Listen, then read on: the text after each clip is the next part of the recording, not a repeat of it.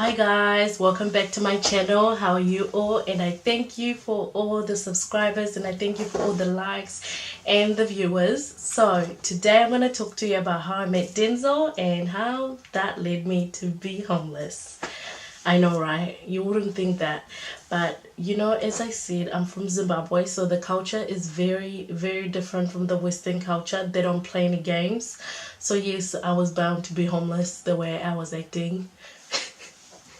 Anyways, so the story starts when I was in Australia.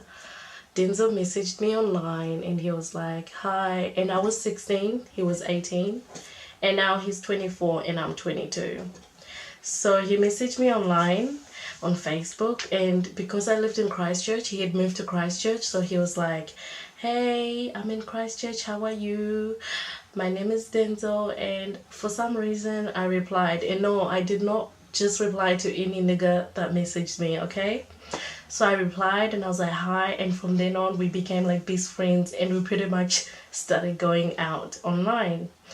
And that led to us always being on Skype together and everything. 4, 5, 6 months later, I had an exam. Like, how stupid is that? I had an exam. So I was like, I deleted my Facebook, and Denzel thought I blocked him. And he's like, oh, you bleached lizard. Oh, why would you block me? And it's like, boy, I just deleted it for a second.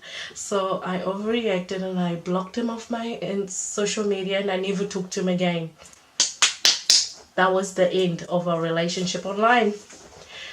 1.5 years later, I moved to New Zealand and we see each other, and it was like, I don't know, it was like we've already met. From then on, we hit it off from the start. Like, I don't know, I guess we had some unfinished business because we were too young then. Anyways, my parents did not approve of me having a boyfriend because they thought that it was going to disturb my studies, which it was. I have to be honest, it was. I was very excited and much in love that I did not go to classes and things like that. I just partied all the time.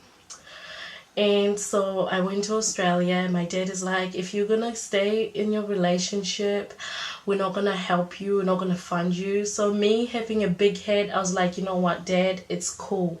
So I went back to New Zealand and I'm like, Denzel, I have no place to stay, and so what are we gonna do? And I was like, to be honest, I'm gonna live in your car. And he's like, well, I'm gonna live in your car with you too. So for a month we lived in his car. I don't know where his mom thought he was, but we lived in his car. We charged our phones at Denzel's work. We charged our laptops and we used to watch Vampire Diaries all the time. And we used to sleep at the airport. We used to sleep at the airport watching Vampire Diaries and just sleeping in the car, living in the car. Like in the daytime, we just pretend like we have a house. We hung with our friends and everything. But at nighttime, we go to our parking spot at the airport and we sleep there. Until there was one day, like Denzel was growing up, so he was getting tall for his car. So one day we're like, we went to his mom's house and I was like, Denzel, it's okay, you can sleep at your mom's place and I'll sleep outside. And I slept outside and it was a main street, busy street, and I started crying. I was so sad. I don't even know why I let him sleep inside, and the fact that he did, you know. And then his mom found me in his car and she brought us in and she was like, oh, you guys, you can't be doing that. Why are you doing that? And she ended up saying, you guys can stay with us. And from then on, we've pretty much been staying with her. But yeah, that's how I became homeless and how I met Denzel. But me and him used to have so much fun. Well, we still do, but the fact that we're homeless, we used to eat like ham and bread for food, or McDonald's, pizza. There was even a time where I told him I wanted to exercise while we're living in the car, so he would be driving and I'll be running in the farm roads. Lol. Anyways, that's the story. The moral of the story is, go with your heart, because at the end of the day, I'm glad that I didn't leave him because of my parents.